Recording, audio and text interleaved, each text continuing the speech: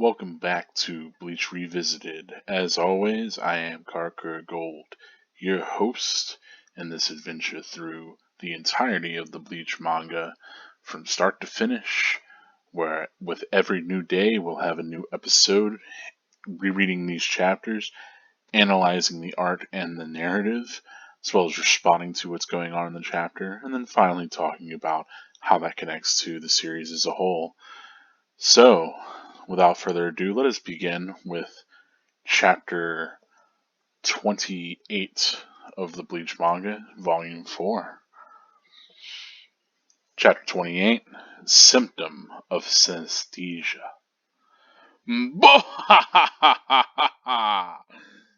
Stop. That's embarrassing. There's no one around anyway. What? Where are they going? To find better vantage points. Now that Ichigo's not around to irritate, there's no point in doing that now. Darn. So we got together for nothing? I thought we were gonna have fun. Now that my night is ruined, at least you could do the shout with me. Hey! No, I don't want to. Hey, those hot chicks are checking us out. Young boys are so cute. Rawr. Come on, don't be shy. Just try the pose. It'll be fun. I promise. What? What? No, it's stupid. I can't even do it right. What a cutie! Come here, little boy. Do the shout with us. What? But I'm embarrassed. Don't be embarrassed. Actually, I'd like to see you even more embarrassed. Utter defeat. I don't even know how to do it. Oh, I'll teach you. I'll take you in hand. Take me in your hand. Take me. Keigo. Oh, zoom out here. What? I thought you took off, Chad. Keigo, do you hear something? Like a weird scream. Huh? Stop that. You're freaking me out. I don't hear anything. You're imagining it. Please, Chad, not here of all places. Yeah, okay. Sorry. My bad. Bleach. Chapter 28. Symptom of Synesthesia. Ah! Who's screaming? That's the cry of a Jibaku. Then there is one here. A Jibaku? Sounds like a hollow to me. Exactly. It's a hole in the process of becoming a hollow. That's the cry of a demi-hollow. Look. His center is bound to this hospital.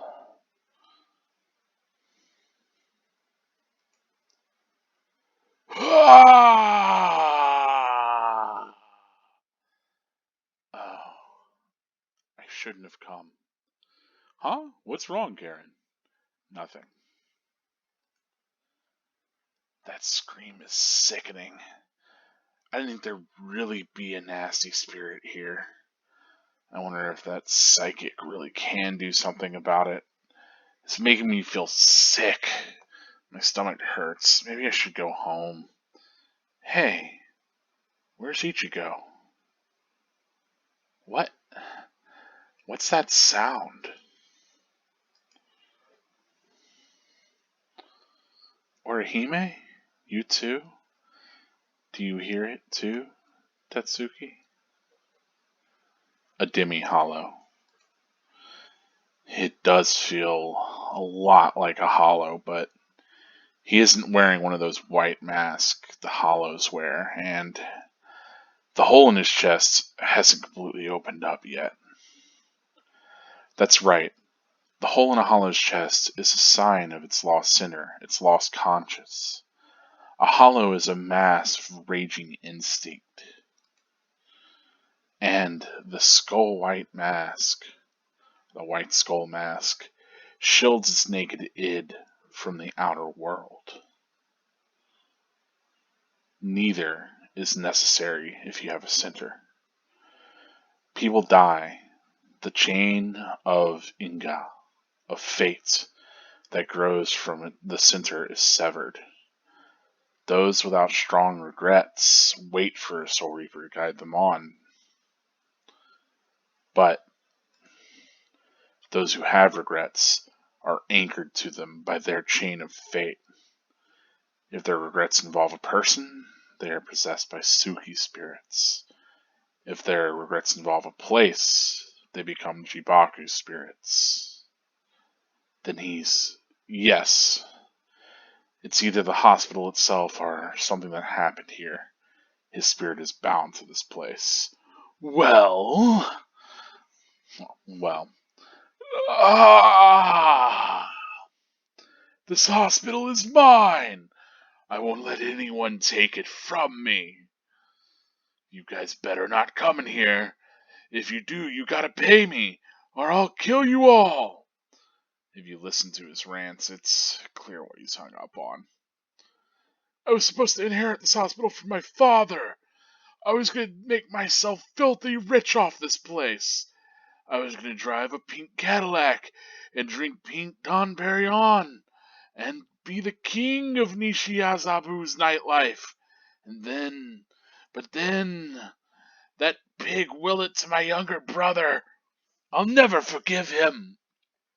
He's definitely from the me generation. Everybody, please be quiet. We're about to start shooting. Oh, shooting at us? She has no idea what's going on. 5 seconds. Yuzu, it's starting. 4, Dad. 3, 2. Good evening, ladies and gentlemen. Tonight's spontaneous trip is an emergency live broadcast special that brings us to an abandoned hospital here in Karakura district of Tokyo. The local residents are tormented by the cries of an evil spirit at night and won't come near this place. How will our hero cook it up for us tonight? Without further ado, the new century's premier spiritualist, Hell's Messenger, Mr. Don Kanonji. Hey there. Huh? How are my babies doing tonight? Spirits are always with you. Ah, oh!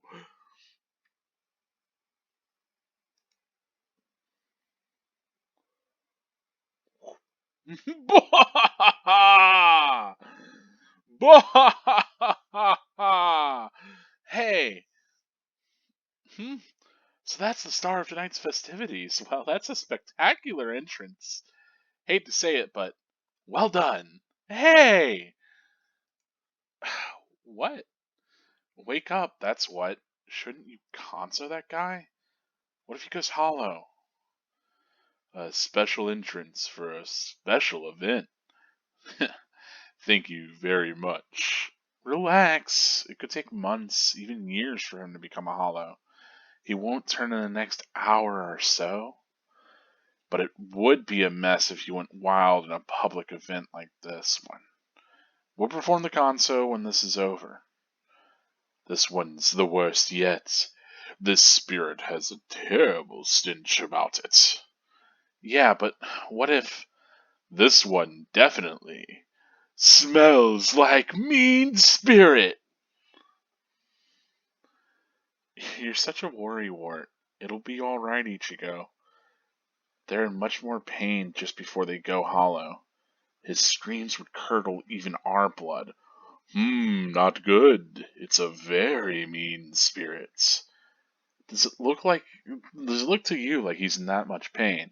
Hey! Who in the blazes are you? Why are you wearing that ridiculous hat? What are you doing in my hospital? I guess not. Okay then. So as long as no one irritates that hole in his chest, it'll be at least 6 more months before he becomes a hollow. I'll have to use my super spirit cane to finish him off quickly. What the? Sorry. Looks like you're the ones who are embarrassed now.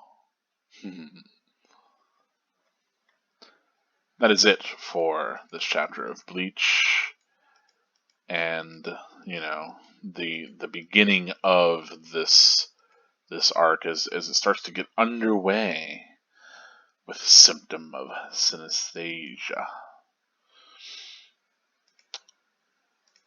Once I get back to sometimes it likes to jump there. Anyway, now that we're back to the beginning, let me take a moment to stifle the sneeze. Oh, jeez. Anyhow, let's hop right into the analysis of this chapter, talking a little bit about the art as well as the narrative. So, of course, we're picking off from where we left off at the last chapter with the beginning of Don Kanonji's show. I usually skip the second and then I realize Don Kanonji. I usually don't say Kanonji or Kanonji. Well, I don't know. Anyway, but that's where we're beginning, and of course we're thrown right into it with both the kind of expression that he does as well as his big silly over the top laugh that's really kind of meant to be a reflection of that kind of character. I think in a lot of ways this is, this kind of exemplifies the sort of silly thing that Ichigo doesn't want to be a part of, right? That he's very much into carrying himself physically as well as in the things that he says, being kind of cooler than this. But other people, I mean, it seems like a very fun thing to do, right? So you know that is one thing that it has going for it, and I get the feeling that Kubo really likes drawing these characters in this kind of claw-gripped, crossed-armed pose too. But here we start with Keigo kind of doing the whole laugh, and we get a little bit of interaction between Keigo and Mizuru, mostly to establish that Ichigo is, gone.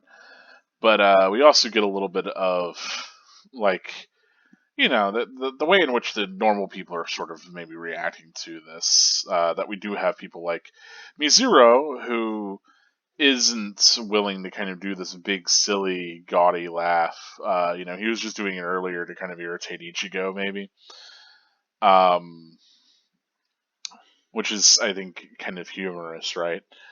Obviously, this is all bits. It's all played for humor, but we get reminded especially of Mizuru being more effective at being a flirt than Keigo, as Keigo, the Bay meter only goes up a little bit, but for Mizuru, because he's so cute, it goes up way more, and he knows exactly what he's doing. He's really playing into that, right? But I love that they both kind of fall into this, like playing into this sort of role. But of course, Keigo fails to really draw their attention as much as Mizuru. And of course, he'd rather meet some cute babes, I guess, whatever his plan is here. These hot chicks, as they're put. I mean, again, it's exactly what we're typically going to get in these chapters, right? And in a lot of how it seems like structurally Kubo tends to set up these more sort of drastic events where we'll have this moment of levity that's really born out of character interactions and kind of understanding these characters, and then we'll move from kind of a like this gag moment into a more serious moment, right? And that's exactly what happens here as Keigo kind of lifts himself up, and Chad's wondering obviously that Scream. And so I'd mentioned in a previous chapter, especially with Kon going and running into a bunch of Ichigo's friends, notably Chad, Tatsuki, and Orihime, that these are all people that we know have kind of had more interactions with Hollows, right? and that we're getting again that reminder that they can hear this scream, right? That they're becoming more supernaturally attuned, that they're having this kind of spiritual awakening. And so, it's really easy in this entire arc, and especially in this chapter, to kind of have your focus really drawn to, um, structurally what's happening with this Hollow and with the entire Don Kanonji character and everything, right? And whenever I talk about Ch.28 making use of familiar structures but doing different things with them, I think that's certainly at play here, where we have the introduction of this spirit. It's we're getting a little bit of, we're obviously getting like the on the nose thing is like, this is some world building, this is some build towards like how these spirits kind of become hollows, and ultimately it seems like it's building up into a hollow encounter, right? And so that seems like that's the forward driving force and momentum of this. But in a lot of ways, this is also an arc about how all these other people that Ichigo is close to are becoming more spiritually aware. And so it's really neat to get all of that kind of, organically sort of shown here, by having an event that all of them are at, right? That makes sense for all of them because it's a pretty big local kind of event for them. But yeah, then they're all kind of reacting to the same sort of spiritual thing happening. So it's interesting to see like the different ways in which they might end up reacting to, right? So right here, it's just a sound like, oh, you hear like a weird scream, where clearly Ruki and Ichigo can see this spirit, right? They have full perception of it. So there's clearly levels to this, right? Um, and Chad's like at this point where he's like, "Hey man, do you hear something like a weird scream?" But whenever Keigo kind of tells him about it, like you get the sense that after Keigo says like, "Yeah, please, Chad, not here of all places," that even though this might be something that Chad's really actually hearing pretty significantly, he downplays it.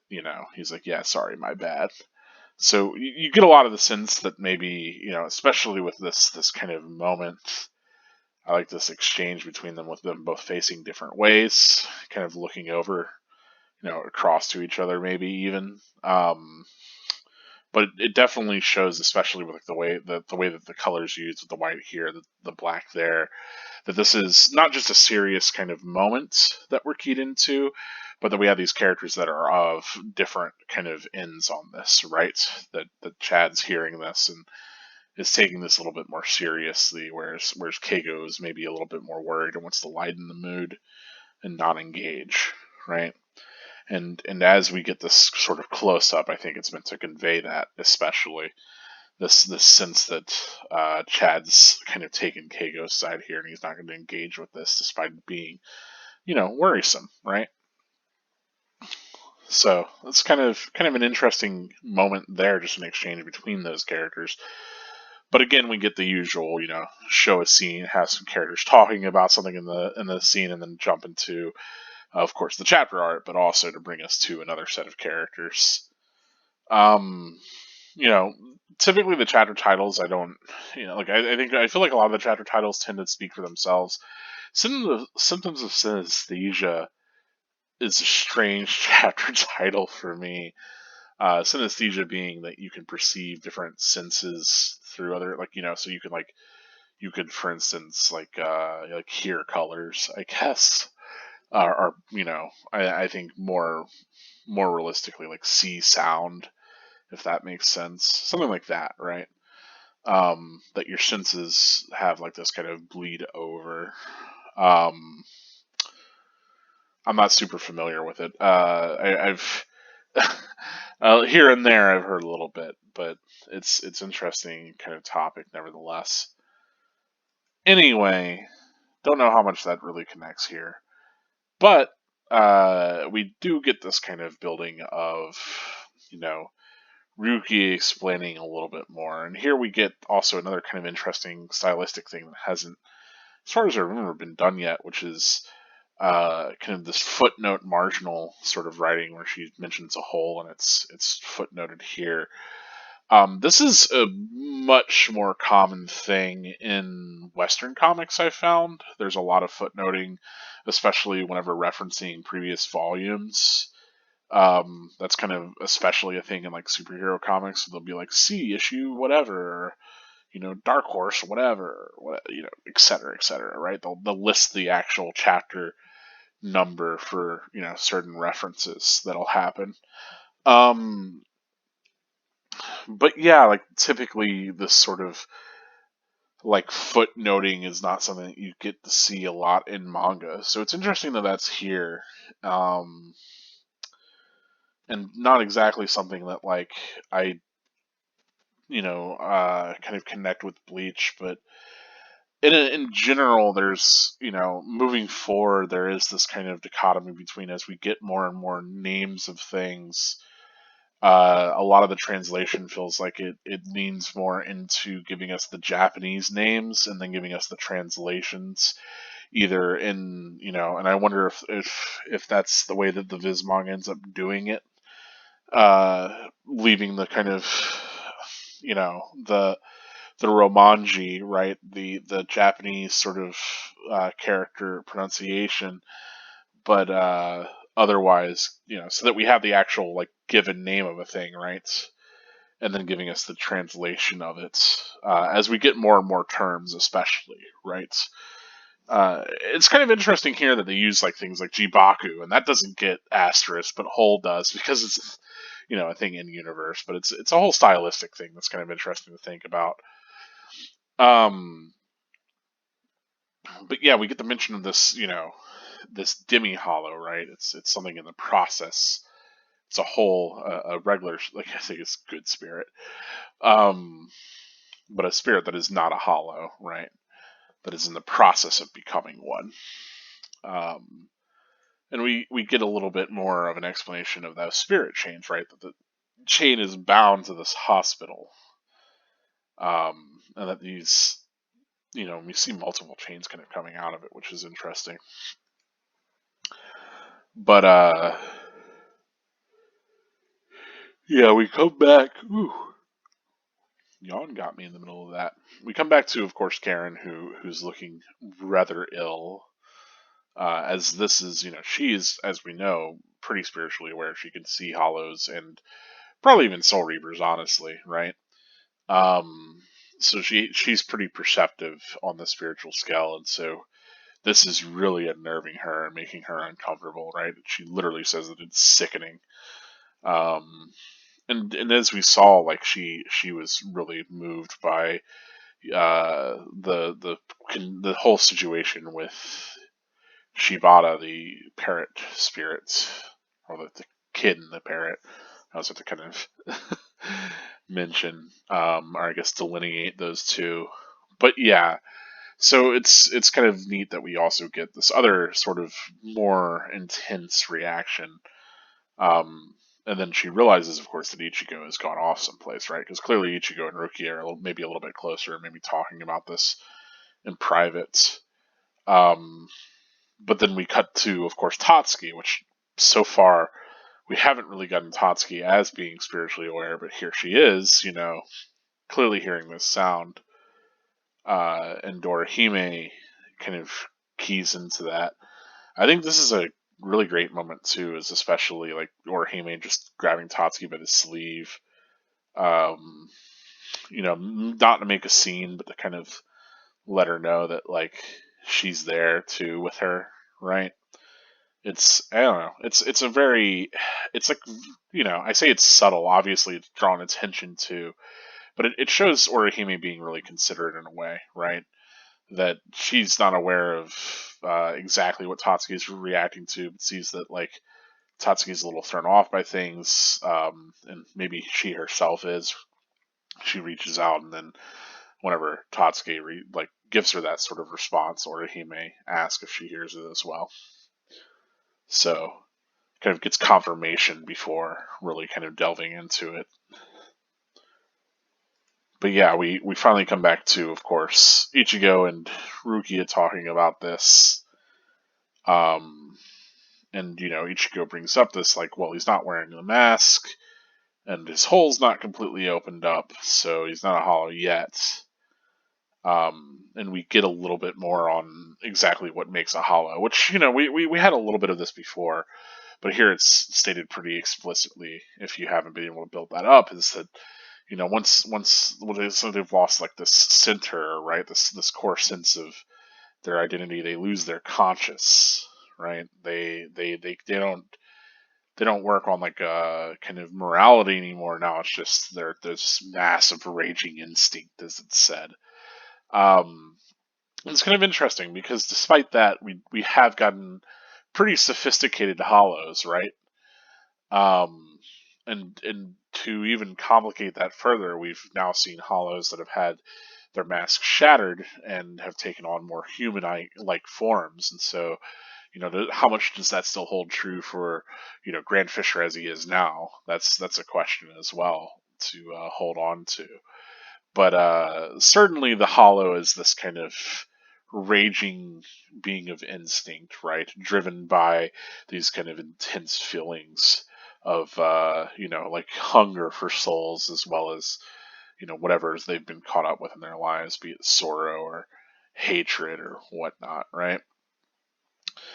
And the idea, yeah, the mask being kind of a skull that shields its naked id.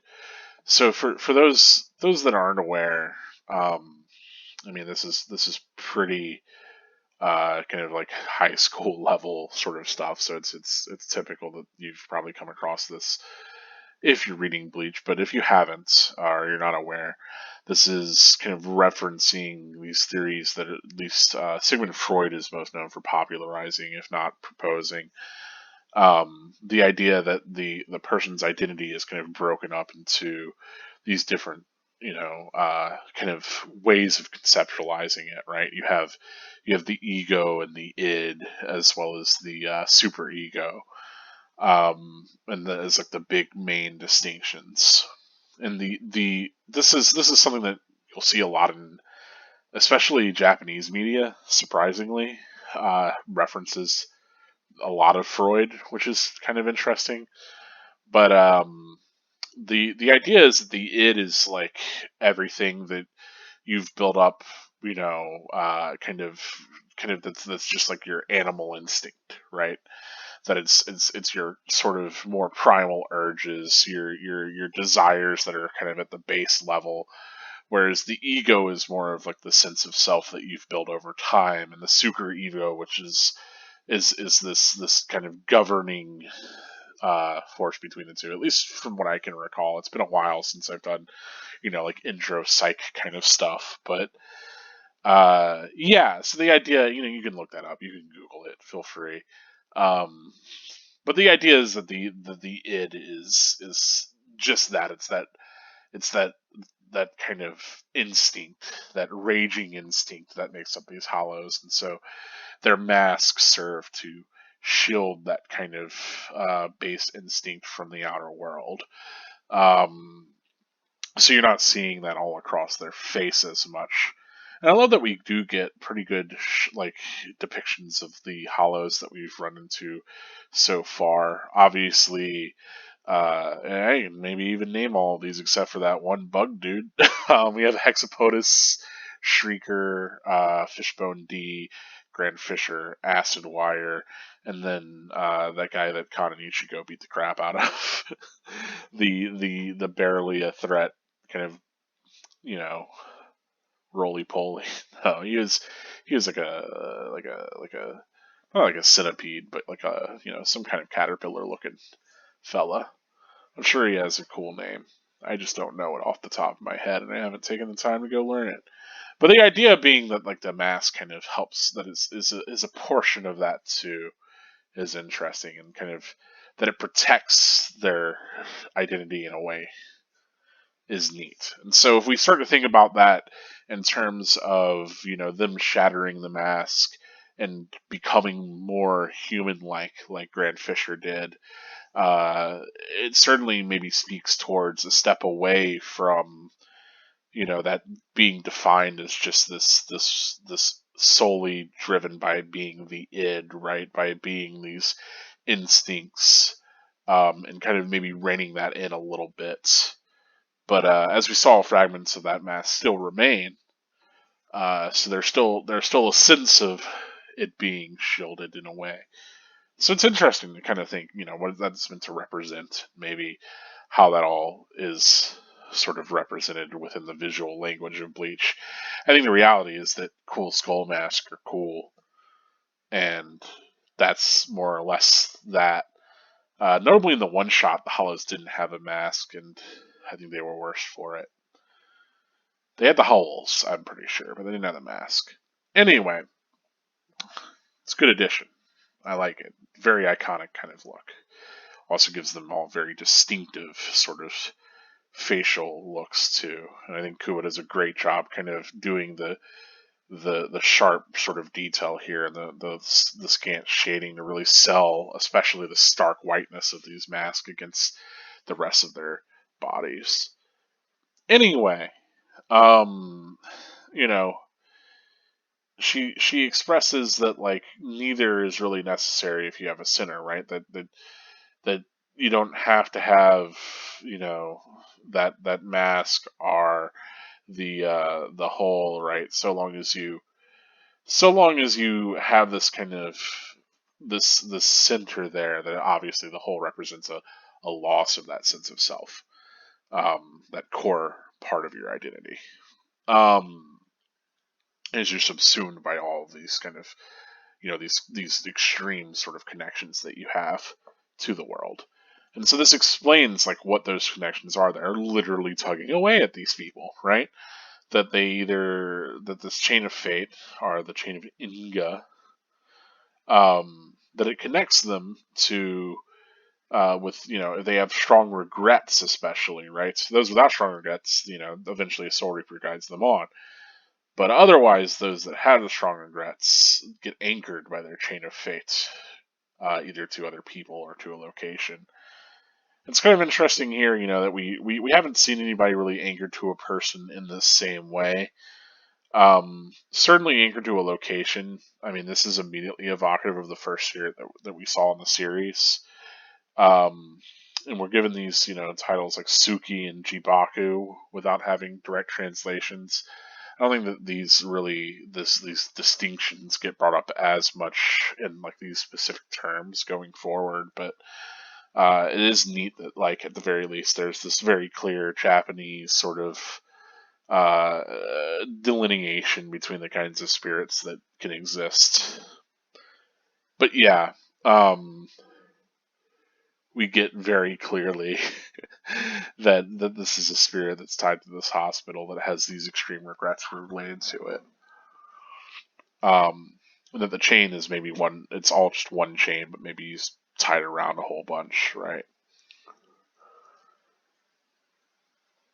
It gets kind of played, of course, to the expressions of the main characters, that it's like kind of a gag, right? That maybe the regrets that these people have aren't always necessarily noble ones, but any sort of regret will tie somebody down, is the idea, right?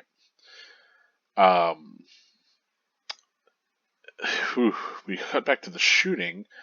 It's interesting. I like the kind of the fuzzy sort of static they use to show the the camera point of view. Don Kanonji drops down with this kind of really dramatic helicopter entrance on a parachute. Spirits are forever with you, are always with you, right? How my baby's doing tonight. And I love really great expression work, especially on Ichigo here. Rukia, maybe, like, this is totally entertainment that she's not used to at all, so it makes sense that she's kind of surprised and maybe even amazed by this. But Ichigo just finds it all really, kind of cringy even. The Soul Man parachute is pretty cool. I will say, one kind of big thing to kind of react to here is oftentimes, a lot of these series, but especially Bleach, they'll have these kind of comic relief characters, right?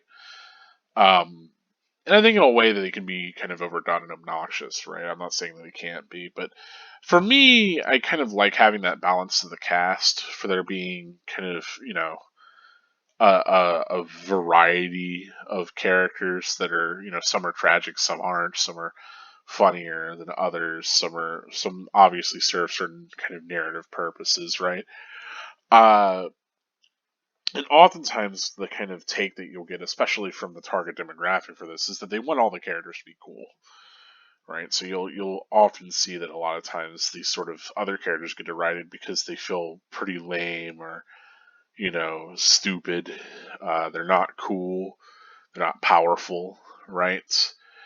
But I don't know. I feel like those other characters, especially if they're given a bit of depth, which I think I will say that is the one thing that I really appreciate that Bleach does, is that it tries to, at the very least, kind of give all of its characters a level of depth that they maybe wouldn't get otherwise. So it's rare in Bleach that you get a character that is just defined absolutely by being this kind of trope or by being this serving like just this one sole purpose within the narrative, right?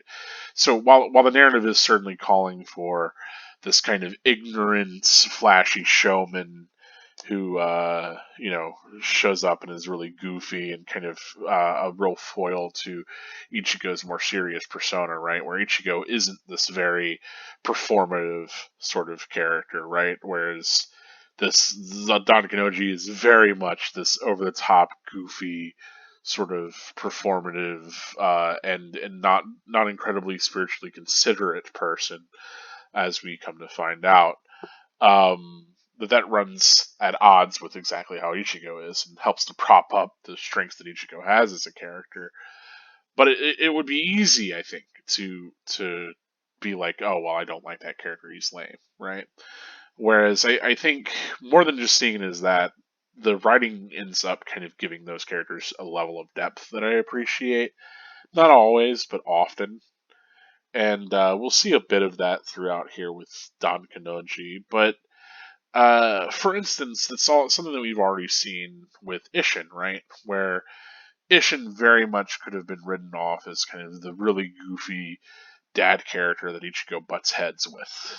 But we were given more depth to Ishin at the end of that third volume that really kind of helped make a lot of his character make a lot more sense as this goofy character and like why he behaves the way that he does, and kind of made the character feel more realistic and grounded and kind of even gave him like a sentimentality that you might not have expected from that kind of sillier sort of character.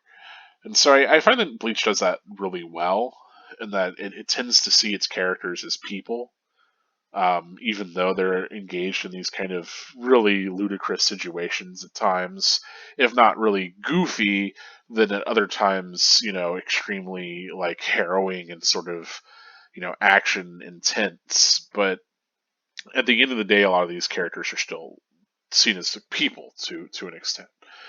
And so I think that's the kind of important distinction that this manga makes, whereas a lot of other shonen manga will often be happy enough to just kind of leave those characters as just being sort of these goofy props. Um, but as far as my personal taste go, I like Don Kanonji a good bit, for what he adds to the series, and kind of how he allows these other characters to play off of him in these interesting ways. So we'll get obviously more of that as we go forward, especially with this arc, right? But without spoiling anything, I think those sorts of characters work well. Obviously, we've gotten a good bit of that with Khan, which that's another character where some people absolutely can't stand, and many people probably don't like, but I think Khan works pretty well as a character, and I don't know, I always like those sorts of characters. I don't think they're ever my favorites, but I appreciate them. I think maybe the one time where that ends up being kind of maybe a favorite for me is Dragon Ball Z's got what is it? Yajirobe. I love Yajirobe as a character. The idea that whenever they run into him in Dragon Ball, the idea is that Goku's trying to find other powerful warriors to help him stand up against Piccolo, and Yajirobe doesn't give a damn. He doesn't want to get involved in this quest. He just wants to like fight monsters and eat good. He's like essentially living a caveman life on a dinosaur island. And then Goku eventually convinces Yajirobe to go up with him to King Kai's place. And yeah, like we get Yajirobe interacting a little bit in that series, but ultimately he doesn't really care to. And I like that that continues throughout DBZ, where so many of the characters in DBZ, as we know it, I mean, it's all Dragon Ball in Japan, but uh, so many characters after that time skip in Dragon Ball Z feel so secondary, you know, to the main real like serious like Goku show, right? And that's kind of the concern that you tend to have with shonen manga is these other characters can often feel very secondary.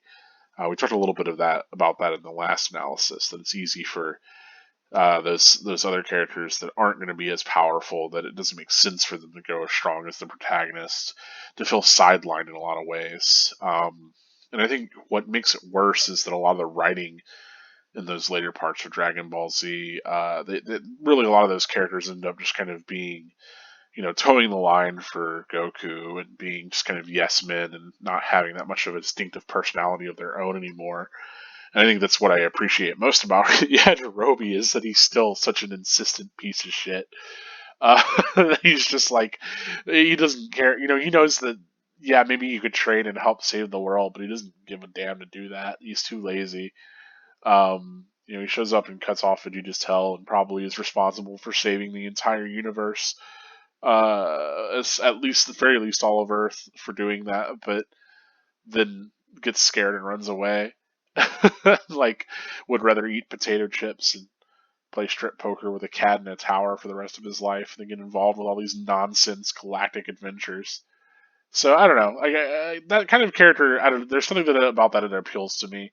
Like for instance, I really like Krillin a lot more whenever he's kind of rival to Goku. Clearly not as strong as Goku, but is kind of this little punk, this total weird, you know, like kind of ass pervert boy, and often gets used for comedic kind of outcomes as well. But then like you know later on, Krillin so much is just like I'm a cool uncle kind of character, and I don't know, it doesn't work for me nearly as well. This has been my DBZ corner. But a bit of a tangent. But the whole point that I'm trying to get at is that I think these characters can be handled well and they can be handled poorly. And certainly, I think you know if they're not your favorite characters, I don't blame you.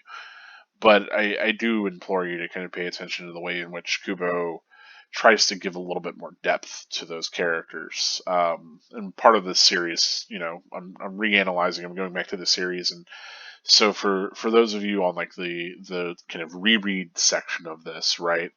Whenever I get into spoilers and everything, I can talk a little bit maybe more about how that development ends up working out for those characters too, which is kind of interesting. So, you know, how that character gets utilized across the series is something we'll probably more talk about in the spoiler sections, obviously. But yeah, all in all, I tend to like Kuwatite's character writing. It tends to handle these characters in maybe a little bit more of a fully realized manner.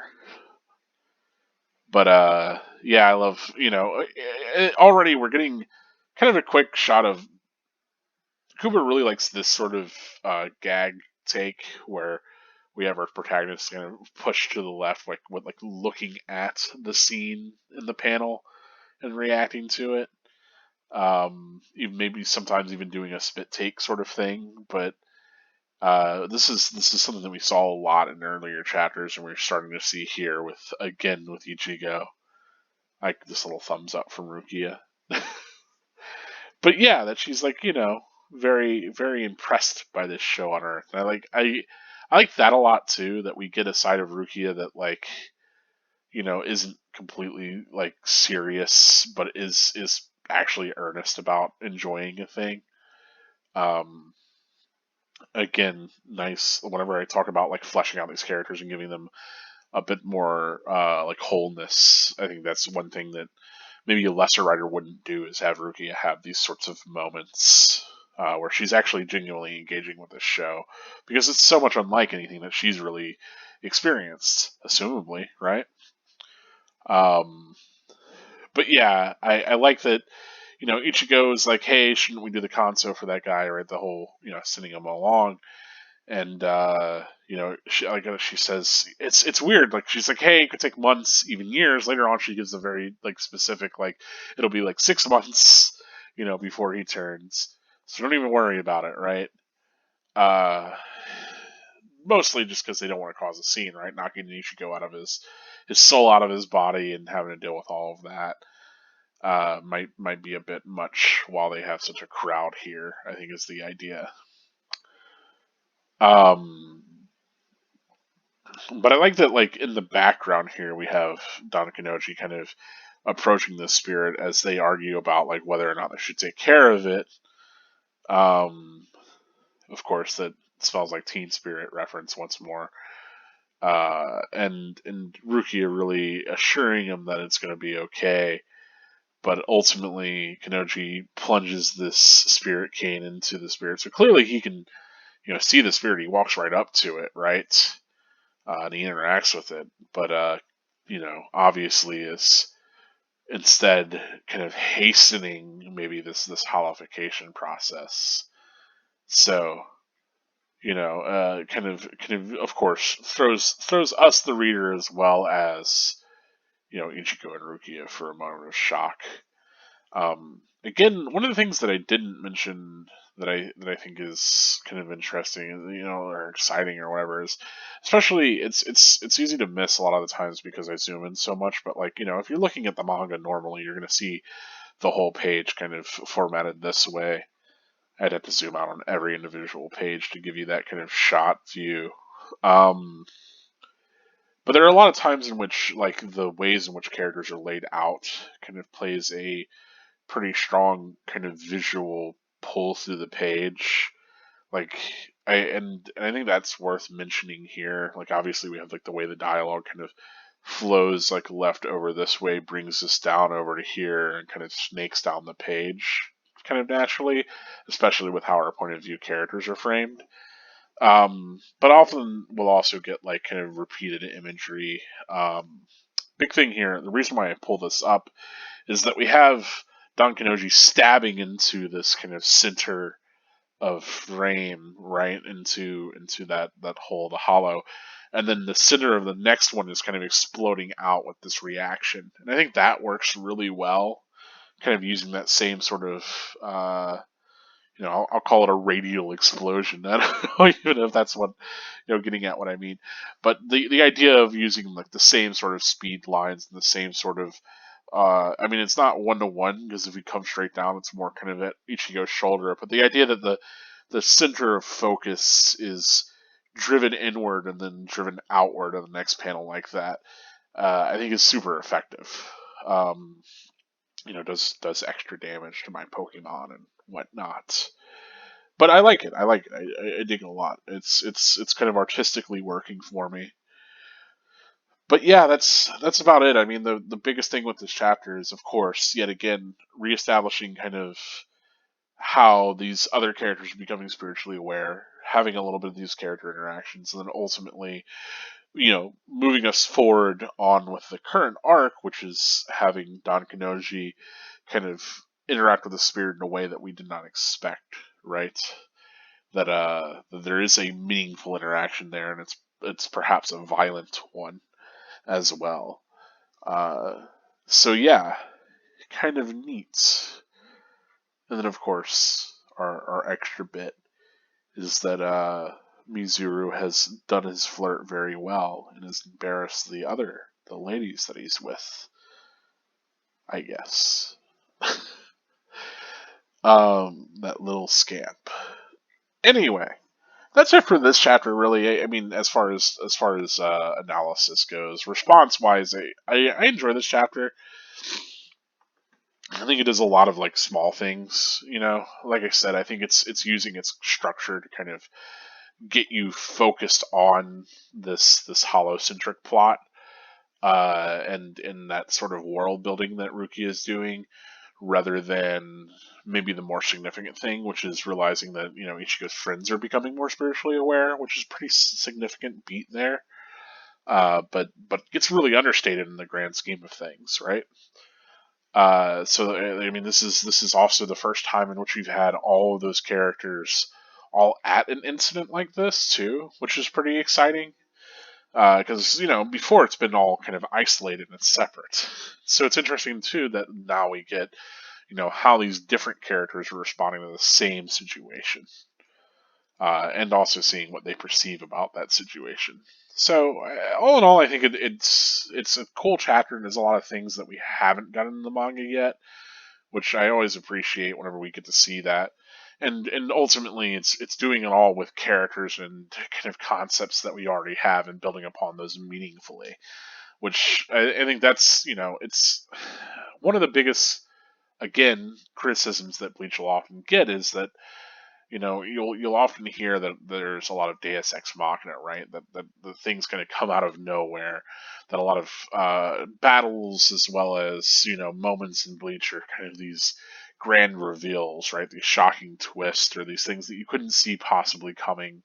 A character reveals a power that you couldn't have guessed they had beforehand, or whatever. Um, and I'm largely going to call bullshit on that one. uh, I for a number of reasons. One, as we've established in this series, Kumatai's all about using his narrative structure to kind of build expectations, and a lot of those powers are built within narrative structure. So a lot of kind of the idea so far, right, of hollows having these powers, and there being complications in the battle with the hollows. Like, yeah, you might be like, oh man, it's such a Deus Ex Machina BS that Grand Fisher can jump into his other body. That's so lame. Um, but if you look back on the last couple of hollow fights that we had, that were like actual serious battles, both of those hollows had something that helped them survive Ichigo's attacks, and that came up naturally over the course of the fight, with Shrieker being able to just fly, right, and with Acid Wire having like scaled skin.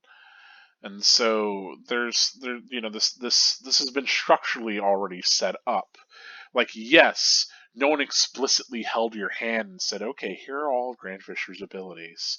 Now, he may or may not use them in this fight coming up. Like, that would take the wind out of the series' sails in a lot of ways. Like in real life, you see two people fight,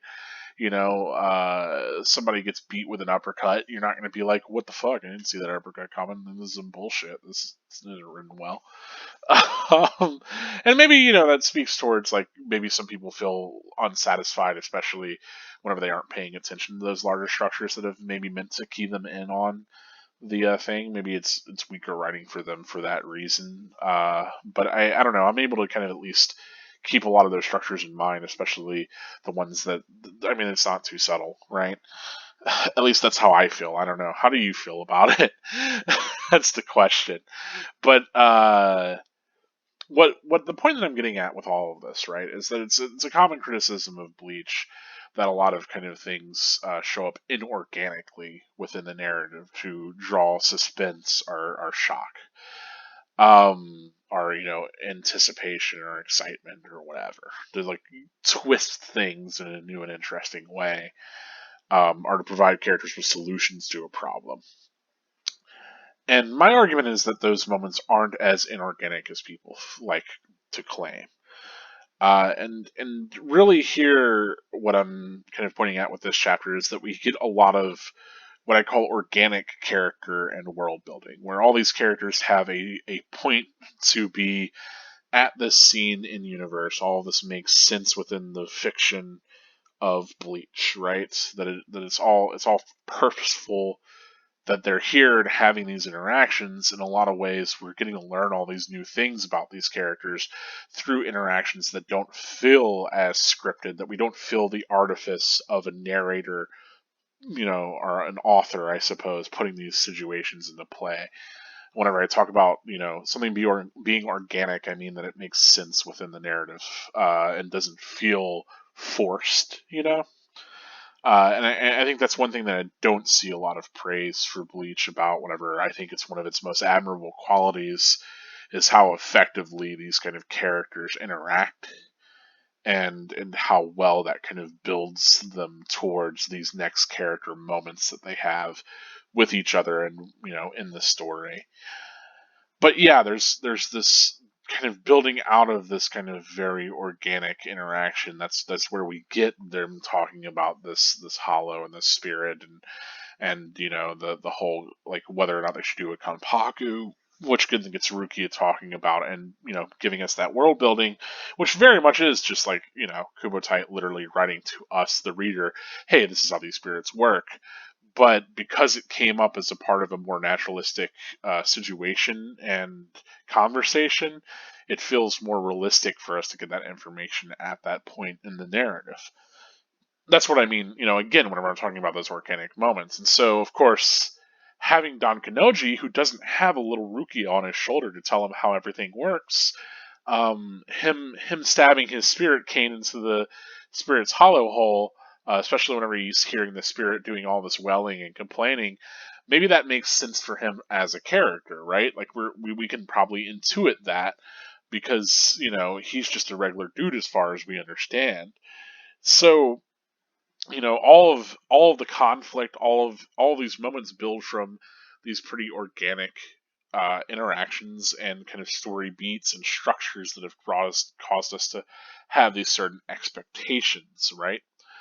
And I think that's what Bleach does really well. And I'll try to highlight that going forward, especially for the moments that people like to cry out as like being egregious or being these kind of ass pull, Deus Ex Machina moments. Because I really don't feel like most of them are. There's certainly some that, yes, like I don't think even structurally there's really an excuse for some of the stuff that happens. It's just like, okay, you just wanted to do a cool thing that wasn't expected.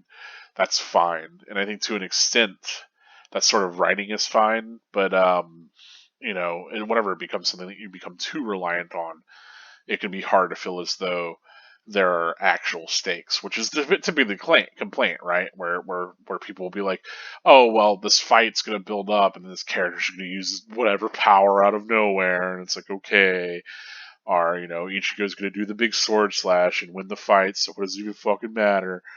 And the answer is like Ichigo doing the big sword slash and winning the fight is not the point of the encounter, right? That's a part of the structure that you're meant to understand as repetitive, and that is used, not as like the important kind of interaction there, right?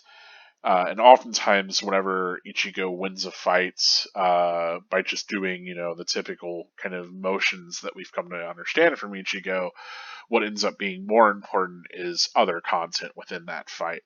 And I think it's negligent to just be like, oh, well, he just always does the same sort of thing and, wins, right? And I think that's negligent, one, to how these fights differ in a lot of ways, but also towards these different sort of outcomes and interactions therein. But I'll get off of my high horse. This is my hill to die on, defending Bleach in the year 2022.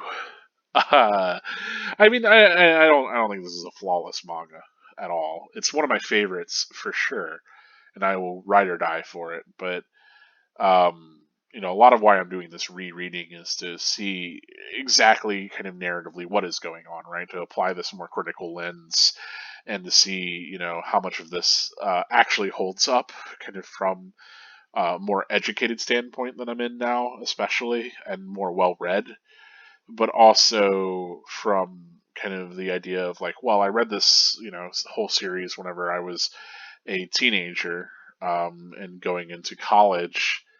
Now that I am an adult, kind of what's my take on it, right? How does my context differ? Certainly, certain elements resonate more with me than others. Certain things I find more appeal in than others as well. So I'm interested in all of that as well. But the big thing here is, for other people, I think I really want to celebrate Bleach's strengths.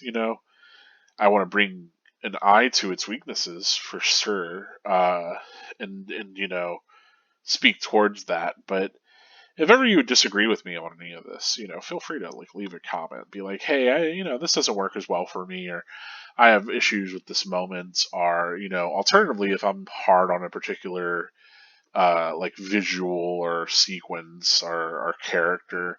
Let me know if it didn't bother you as much, or if you see the strengths that are there that maybe I didn't see. Because that's the other thing is that you have to keep this in mind with any media. It's all highly subjective, right? What works for you is not going to work for me, and vice versa. Um, so it's something to take in consideration with. I don't think anything's objectively good or bad. I just think that these different narrative elements and artistic elements can be used to different ends, and whether or not consistency itself even is something that is to be strived towards. That's all maybe a bigger debate. But this is already running on 1 hour, and I haven't even gotten over to the foreshadowing bit. So to not make this the longest video, let me kind of transition over there. Obviously, I always have a lot to talk about when it comes to Bleach. Let's do it in the comments rather than the whole video. Anyway, moving on, getting into spoiler territory, and maybe I'm a little stuffy, a little congested here. Hopefully that does not affect this too much. Regardless, getting into the foreshadowing, how this connects, maybe part of the reason why I was comfortable spending more time talking about analysis, and especially in response to the chapter and a couple thoughts on Bleach in a whole, is that I don't really have that many connections to draw. Obviously, the Keigo and Mizuro stuff is great. I like the idea, and I mean, we obviously don't get very much from these characters after the Substitution Shinigami arc is up. But it's interesting kind of plotting these characters' trajectory throughout the entirety of the series and where they kind of end up. I love that Mizuro kind of is able to really navigate these sort of situations and and make the best of his, he's sort of unflappable in a way, maybe. I don't know. There's obviously he's getting a little bit bugged by Keigo kind of trying to force him to do the shout, right? But him using that to his advantage immediately, it really reminds me of, I say it really reminds me, but it brings me back to whenever Aizen is sort of tormenting Ichigo's friends, which is kind of a wild scene to think about because they talk up so much about how oh, the strength of his Ryatsu could just evaporate a normal human or whatever, right?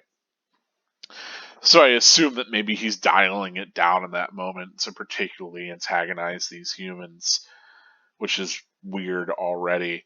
But that Mizuro just firebombs Aizen is such, I think, a crowning moment from a character that I always liked but never expected that sort of interaction from. And I think this having character moments like this, where Mizuru is really able to take advantage of situations, and really kind of gain the upper hand, while Keigo doesn't really effectively do that. Maybe speaks towards this kind of skillfulness or this mastery, at the very least, of attracting women. But I think in general, that is an interesting dynamic between those characters. Um, yeah, that's, you didn't expect me to talk about foreshadowing regarding Keigo and Mizuro, but here we are. They're on the chapter cover. They're the most important ones in this. No, um, obviously, we get a little bit more of the Chains of Fates. We get a little bit more of all of that. We have Ishin kind of keying into Karen filling off I think we do get to see some of Ishida in the backgrounds here again. Um, I don't think we see him here with Chad and the other group, but we get him in one of the Ichigo panels. I'll have to keep an eye out for it as I'm clicking through for an Ishida-looking fella. But oh, almost missed the moon there. There's another moon for you, punctuating this hollow encounter.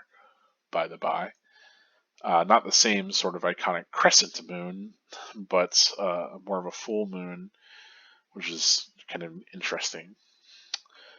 Obviously, we get a bit of Tatsuki reacting here, which is, that's always the thing that people will bring up is that they wish Tatsuki got more kind of spiritual development and ended up being more of the main kind of cast.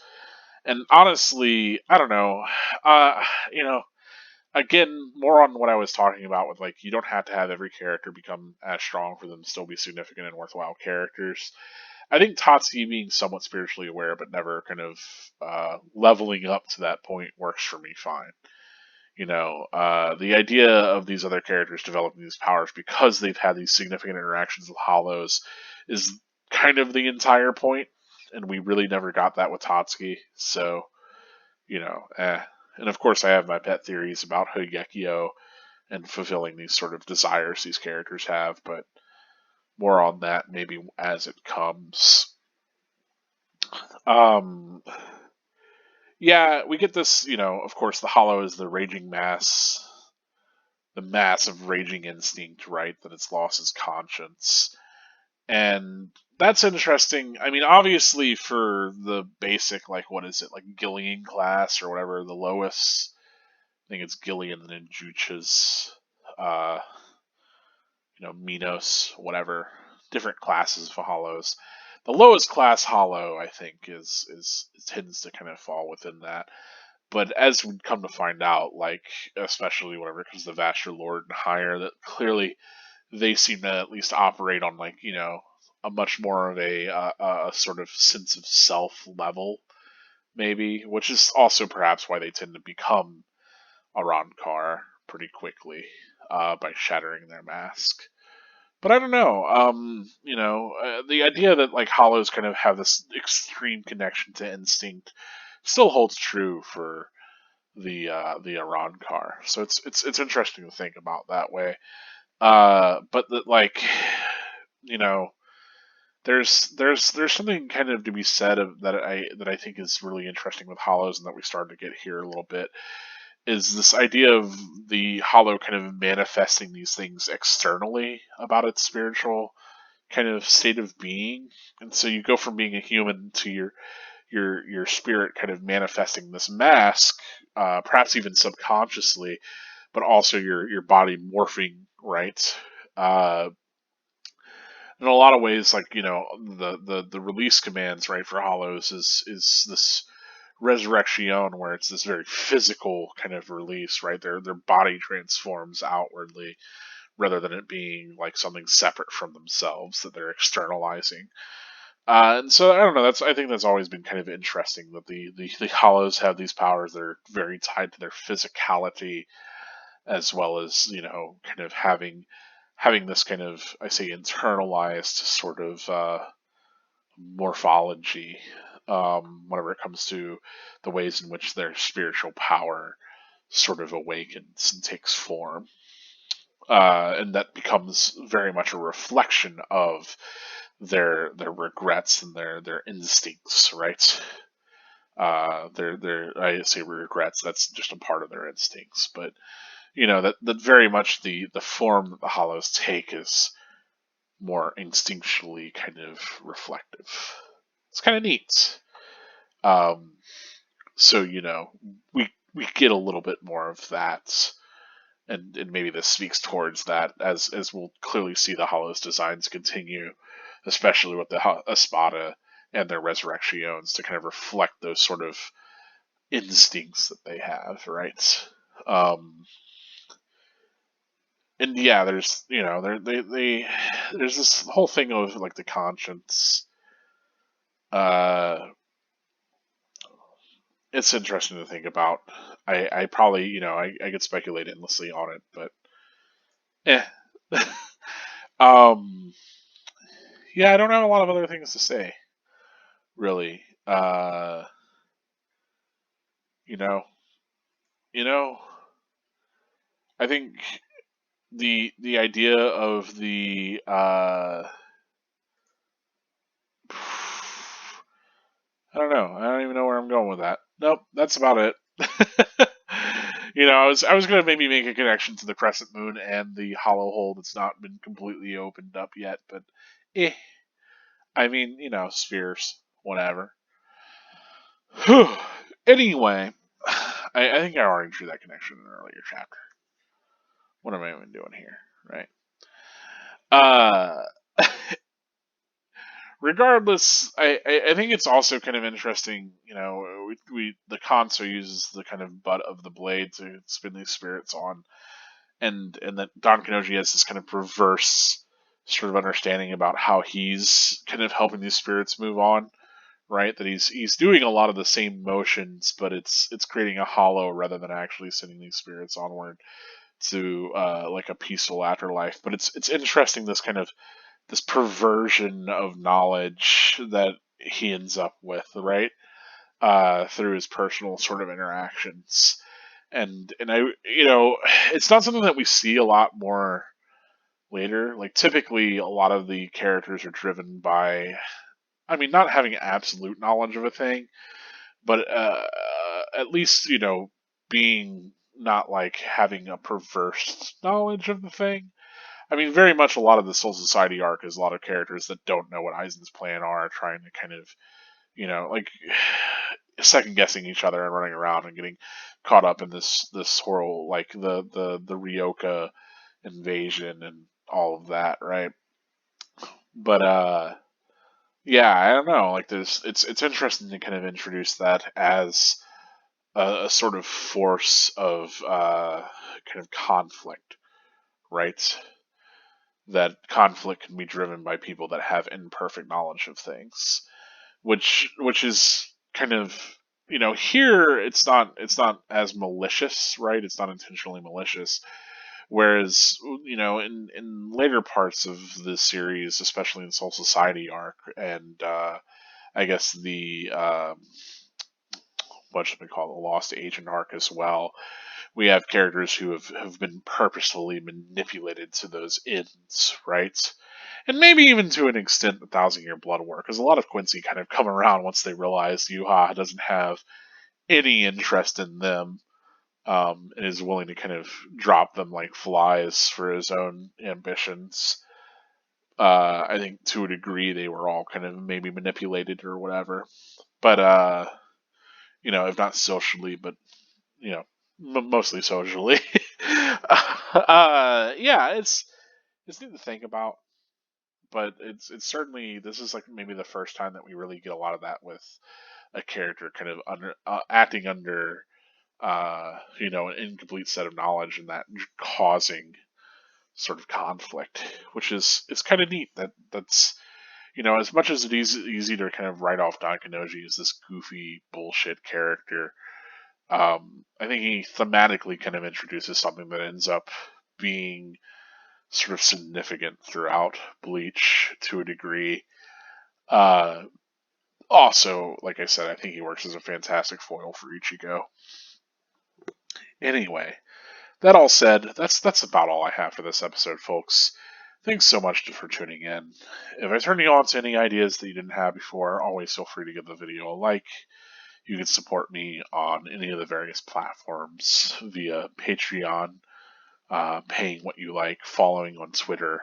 I try to post an update for every video, as well as updates for whenever I can't get the videos out. Should I have, issues with the upload, YouTube does not like processing these sometimes. It can take over an hour to process, and if my internet has a hiccup anywhere in there, it could be a problem that I don't even notice until hours later, which can be rough if I want a same day upload. But I tend to try to get these uploaded and scheduled out ahead of time. Generally, it doesn't always work out. But yeah, it is what it is, what it is, what it is.